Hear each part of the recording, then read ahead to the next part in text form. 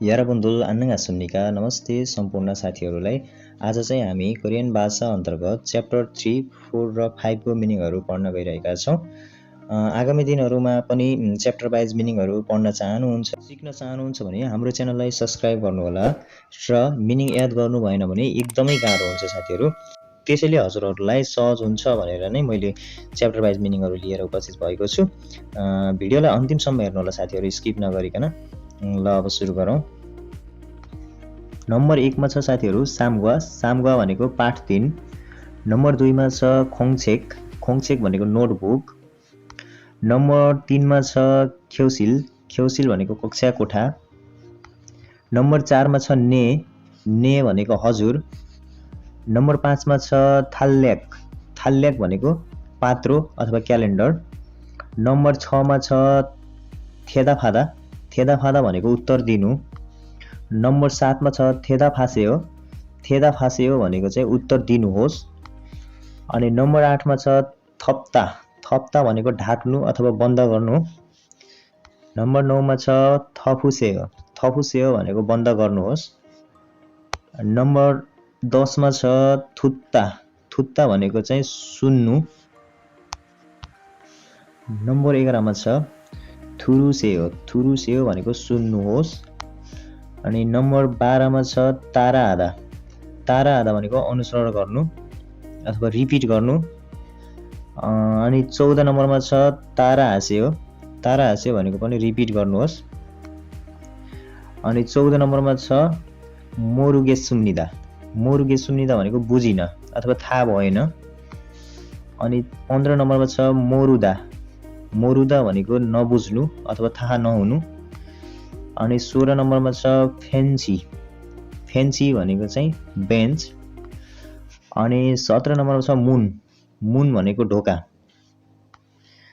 अनि 18 नम्बर छ म्वायो। म्वायो भनेको चाहिँ के हो। 19 नम्बरमा छ फान्सिङ्गु।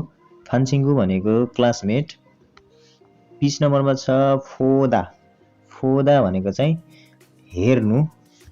फोदा भनेको हेर्नु। अनि 21 नम्बरमा छ फोलफेन। फोलफेन भनेको डट पेन। अनि 22 नम्बरमा छ सङसेङनिम। सङसेङनिम भनेको शिक्षक। अनि 23 नम्बरमा छ सिग्गे। सिग्गे भनेको चाहिँ घडी। अनि 24 नम्बरमा छ आनियो। आनियो भनेको चाहिँ होइन भनेको। अनि 25 नम्बरमा छ आल्गे सुम्निदा। आल्गे सुम्निदा भनेको बुझे। अनि 26 नम्बरमा छ आल्दा। आल्दा भनेको चाहिँ बुझ्नु थाहा हुनु भन्ने हो। अनि 27 नम्बरमा छ अप्ता। 27 नम्बरमा छ अप्ता। अप्ता भनेको नहुनु। अनि 28 नम्बरमा छ अपसुम्निदा। अपसुम्निदा भनेको छैन। 29 नम्बरमा छ एनफिल। एनफिल भनेको सिसा कलम। अनि 30 नम्बरमा छ उइजा। उइजा भनेको चाहिँ कुर्सी। 31 नम्बरमा छ इयागी आधा। इयागी आधा भनेको चाहिँ कुराकानी गर्नु। 32 नम्बरमा छ इयागी हाँस्यो। इयागी हाँस्यो भनेको चाहिँ कुराकानी गर्नुहोस्। अनि 33 नम्बरमा छ छिउगे। छिउगे भनेको इरेजर। छिउगे भनेको चाहिँ इरेजर। अनि 34 नम्बरमा छ छिलमुन। छिलमुन भनेको चाहिँ प्रश्न। अनि 35 नम्बरमा छ छाङमुन। छाङमुन भनेको चाहिँ झ्याल। छाङमुन भनेको झ्याल। अनि 36 नम्बरमा छ छेक्साङ। छेक्साङ भनेको चाहिँ डेस्क। छेक्साङ भनेको डेस्क। अनि 37 नम्बरमा छ छिलफान। छिलफान भनेको चाहिँ व्हाइट बोर्ड। अनि 38 नम्बरमा छ फ्यादा। फ्यादा भनेको चाहिँ खोल्नु, किताब खोल्नु। अनि 40 नम्बरमा छ फिलथोङ। फिलथोङ भनेको चाहिँ पेन्सिल बक्स। फिलथोङ भनेको पेन्सिल बक्स। अनि हामी जाउँ अब 41 नम्बरमा। 41 नम्बरमा हाक्सेङ। हाक्सेङ भनेको चाहिँ विद्यार्थी। अनि 42 नम्बरमा छ सागवा। सागवा भनेको चाहिँ पाठ 4। अनि 43 नम्बरमा छ आन्याङ हास्यो। आन्याङ हास्यो भनेको चाहिँ नमस्कार। अनि 44 नम्बरमा छ 만나서 반갑습니다. 만나서 반갑습니다 भनेको नाइस टु मिट यु, भेटेर खुसी लाग्यो। अनि 45 नम्बरमा छ 안녕히 계세요. 안녕히 계세요 भनेको राम्ररी बस्नुहोस्। अनि 46 नम्बरमा छ 감사합니다. 감사합니다 भनेको चाहिँ धन्यवाद, 축하합니다 भन्ने पनि हुन्छ। यो कुरा चाहिँ हजुरले नोट गर्नु होला। अनि आनियो भनेको चाहिँ होइन अथवा यु आर वेलकम पनि भनेको छ, वेलकम पनि हुन्छ। अनि त्यसपछि हजुर जानुहोस् 48 नम्बरमा। 48 नम्बर भनेको छ 죄송합니다. 죄송합니다 भनेको चाहिँ आई एम सरी। अनि 49 नम्बरमा छ 괜찮아요. 괜찮아요 भनेको चाहिँ ठिक छ, इट्स ओके। 50 नम्बर छ 안녕히 가세요. 안녕히 가세요 भनेको चाहिँ राम्ररी जानुहोस्। 51 नम्बरमा छ ओग्गा भनेको चाहिँ पाठ 5। अनि 52 नम्बरमा छ मान्था भनेको धेरै हुनु।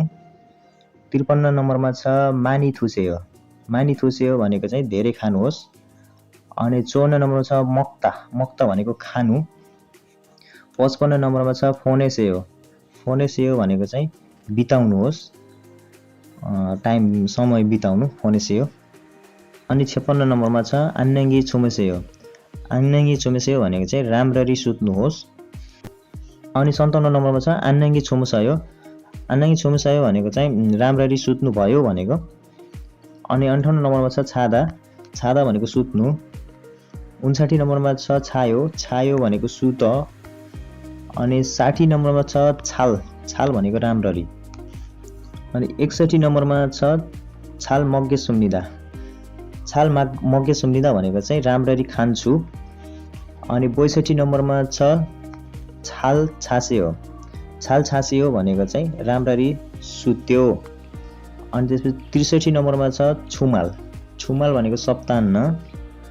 64 नम्बरमा छ छुमुसिदा भनेको सुत्नु। यसलाई चाहिँ आधारगत शब्दमा चाहिँ छुमुसिदा भन्छ। अनि 65 नम्बरमा छ 축하합니다 भनेको बधाई अथवा कङ्ग्रेचुलेसन। 66 नम्बरमा छ हानगुक भनेको कोरियन भाषा।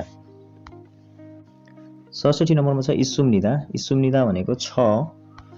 68 नम्बरमा छ सुसेयो भनेको चाहिँ लेख्नुहोस्। 69 नम्बरमा छ इल्गुसेयो भनेको पढ्नुहोस्। 70 नम्बरमा छ साथीहरू आल्गेसयो भनेको बुझ्नुभयो। आजलाई यति नै साथीहरू। अर्को भिडियोमा चाहिँ हामी फेरि उपस्थित हुनेछौँ। 여러분들 감사합니다.